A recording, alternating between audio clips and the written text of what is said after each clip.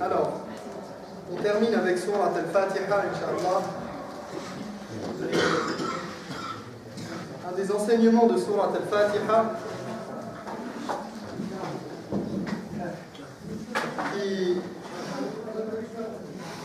par lequel on peut terminer, Inch'Allah. Et d'ailleurs, il y a d'autres enseignements que j'essaierai d'aborder si j'ai le temps, peut-être dans le cours prochain.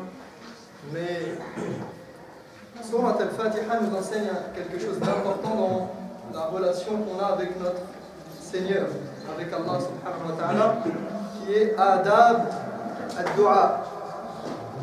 Adab ad-Du'a. Donc Surat al-Fatiha nous enseigne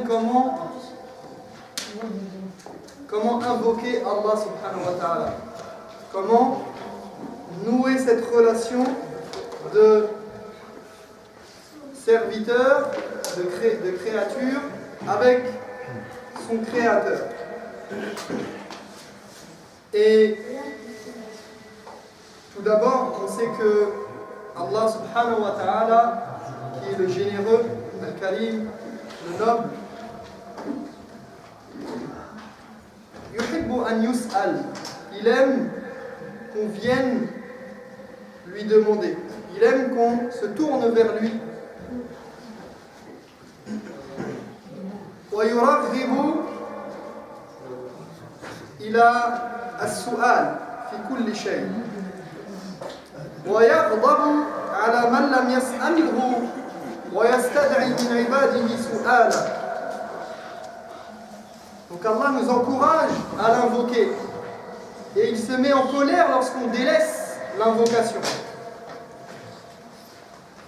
قال تعالى وقال ربكم ادعوني أستجب لكم. Allah subhanahu wa ta'ala a dit, votre Seigneur vous a dit et il vous enjoint, implorez-moi, je vous exaucerai, j'exaucerai vos demandes. Ud'ouni astajib lakum. Demandez-moi n'importe quoi, demandez-moi, j'exaucerai vos prières. Et le prophète sallallahu alayhi wa sallam a dit ad-du'a huwa al-ibada. Comme nous l'avons vu dans Surat al-Fatiha, l'invocation, c'est cela l'adoration. Donc il y a un lien très fort entre l'adoration d'Allah et le terme invoqué et l'invocation. L'invocation, c'est l'adoration par excellence. Effectivement, la plupart des polythéistes, leur polythéisme se situe souvent au niveau de cette adoration particulière qui est l'invocation. Et l'invocation, il y a plusieurs formes d'invocation, plusieurs manières d'invoquer, et autour de l'invocation, il y a une compréhension et tout ce qui émane du cœur. Car je n'invoque que la personne que je crois susceptible de pouvoir me répondre. Je n'invoque que la personne qui dispose de faveur et de grandes capacités. Je n'invoque que celui qui est capable de m'entendre et de m'écouter. Donc, autour de l'invocation, il y a tout le concept du monothéisme, at-tawhid.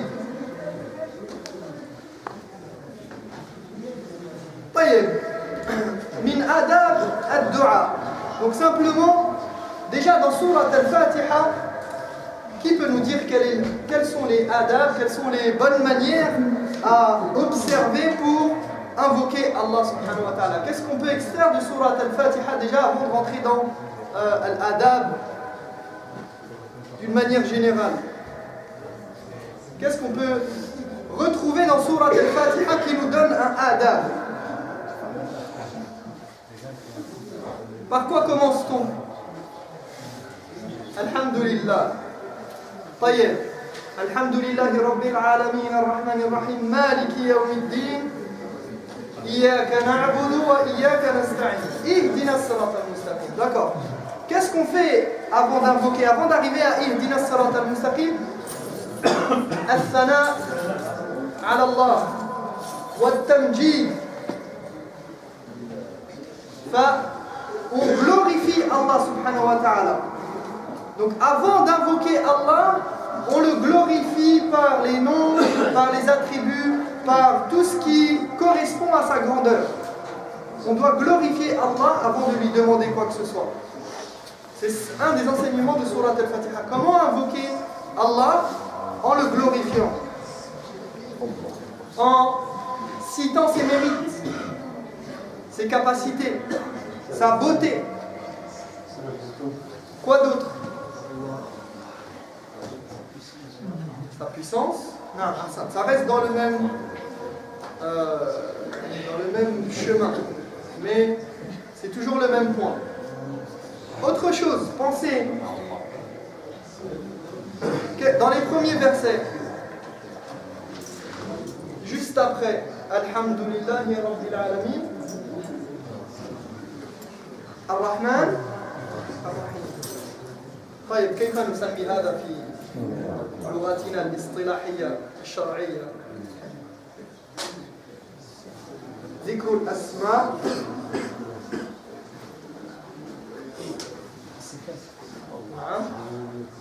مبالغة. Comment on appelle ça? Le fait de... On invoque Allah en citant quelque chose qui va nous permettre d'obtenir sa réponse d'une manière plus sûre. Vous avez entendu parler déjà de At-Tawassul? At-Tawassul. At-Tawassul al-Shar'i, لأن هناك توسل شرعي وتوسل بدعي وشركي. On a deux types de tawassul et nous, on veut le tawassul. Tawassul al-wasila. On cherche un moyen d'atteindre Allah subhanahu wa ta'ala d'une manière plus rapide, plus efficace, qui lui plaît plus. At-tawassul, c'est le fait de prendre entre guillemets, un intermédiaire permis. Et cet intermédiaire ici qui permet d'atteindre Allah plus rapidement ou d'une meilleure manière ou qui plaît à Allah et qui a été légiféré par Allah, c'est le fait d'utiliser ses noms et ses attributs. فَنَتَوَسَّلُ إِلَى اللَّهِ بِمَاذَا بِأَسْمَائِهِ الْحُسْنَى وَصِفَاتِهِ الْعُلَى. Donc, on se sert des attributs d'Allah et des noms d'Allah pour espérer obtenir gain de cause auprès de lui. Donc, Ar-Rahman, Ar-Rahim. C'est pour ça qu'il est recommandé d'invoquer Allah subhanahu wa ta'ala par ses noms et par ses plus beaux noms. Ya Karim, Allahumma innaka afuwun tuhibbul afwa fa'fu anna. Oh Allah, tu es l'indulgent, tu aimes l'indulgence, fais indulgence envers nous, fais preuve d'indulgence envers nous. Innaka afu, Ya Rahman, Ya Rahim, Ya Wadoud, Ya Karim, Ya Hannan, Ya Mannan, Ya Jawad, etc., etc. Et quand on invoque Allah, on doit utiliser ces noms. Et ceci est permis, légiféré, c'est une sunna du prophète alayhi salatu wassalam. طيب Zidou. Qu'est-ce que vous trouvez d'autre? Peut-être pas dans la Fatiha maintenant, sortez de la Fatiha. Min adab ad-du'a. Quelles sont les bonnes manières à observer lorsqu'on invoque Allah subhanahu wa ta'ala? Avant d'invoquer, pendant l'invocation.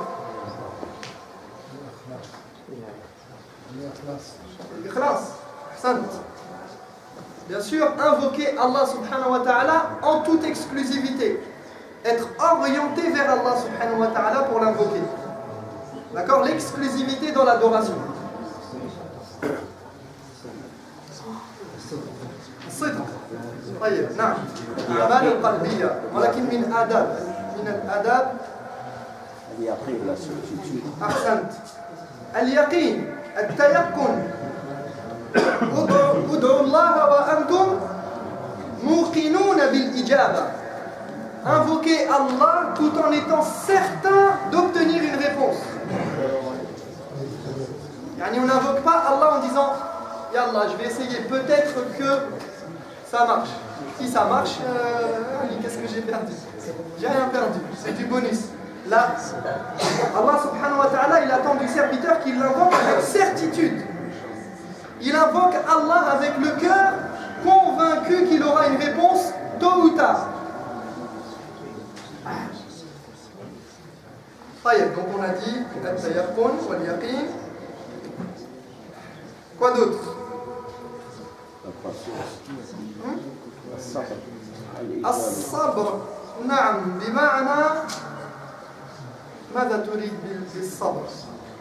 الدعاء الإلحاح نعم أحسنتم. إذن l'insistance, patienter dans le sens où on insiste et on répète et on réitère les demandes à Allah subhanahu wa ta'ala et on ne désespère pas de la miséricorde d'Allah. Donc lorsqu'on invoque Allah, Allah n'est pas, comme certains le pensent, à leur service. Ya Allah, donne-moi des enfants. Ça fait 3 fois qu'il demande, 10 fois, 50 fois, il n'a pas eu gain de cause. Allah, il va dire des choses qui sont kufr. Wal'iyadhu billah. Il va renier l'existence d'Allah, il va s'énerver contre Allah. Vous pensez que Allah ne veut pas de ces invocations?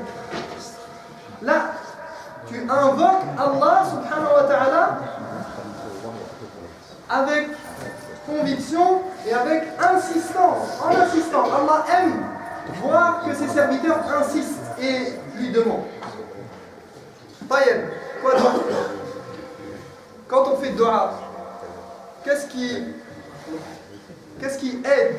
Qu'est-ce qui fait partie qui aide à la réponse d'Allah, mais qui fait partie du bon comportement de celui qui invoque? Que doit-on faire? Pensez, naturellement, il y a des choses que vous connaissez.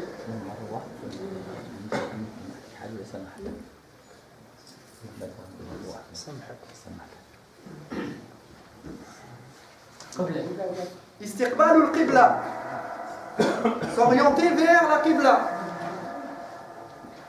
Pas une obligation, mais on sait que le prophète alayhi salatu wassalam s'orientait vers la qibla dans certaines situations pour invoquer Allah subhanahu wa ta'ala, comme c'est rapporté dans Sahih Muslim et d'autres. Et l'imam Nawawi a commenté ces hadiths dans le Sharh en disant Fihi dilala ala istihbab istiqbal al-qibla.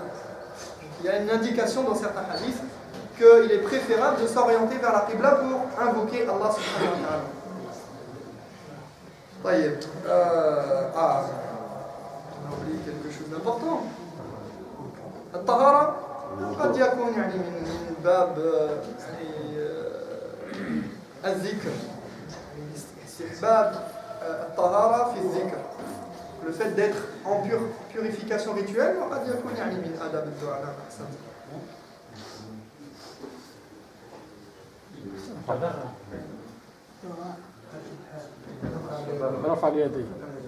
Levez les mains. Rafa al-yadayn.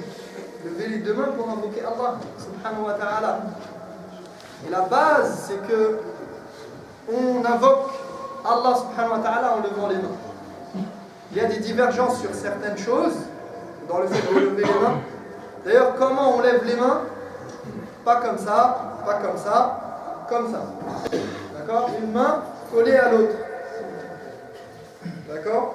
Et dans la position de celui qui est humilié, qui demande. Pas dans la position du mutakabbir. Et plus, on sait que le prophète alayhi salatu wassalam, dans Salat al-Istisqa, lorsqu'il demandait la pluie, il levait les mains très haut au point que sa bourda était tombée. Son vêtement qui était sur les épaules était tombé. Il levait les mains très haut. D'accord? Donc, lever les mains, bon, il y a beaucoup de choses à dire autour de ce sujet-là, mais on ne va pas avoir le temps, on va terminer là-dessus. Multiplier donc l'invocation, comme on a dit. C'est une chose importante, très importante, et on va terminer là-dessus, Inch'Allah. Qui va nous la dire? qu'on fait le doigt. Les pleurs, pourquoi pas? Non. Classe. Mais pensez à quelque chose, tout le monde l'a oublié, c'est pas possible. On va mettre des punitions. Ah, machallah, il n'y a pas des bonbons. As-salat ala nabi.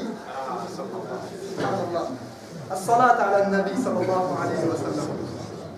Donc, prier, demander à Allah les faveurs et honorer notre prophète alayhi salatu wa salam. فاللهم صل على محمد وعلى آل محمد كما صليت على إبراهيم وعلى آل إبراهيم في العالمين إنك حميد مجيد سبحانك اللهم وبحمدك أشهد أن لا إله إلا أنت أستغفرك وأتوب إليك وبارك الله فيك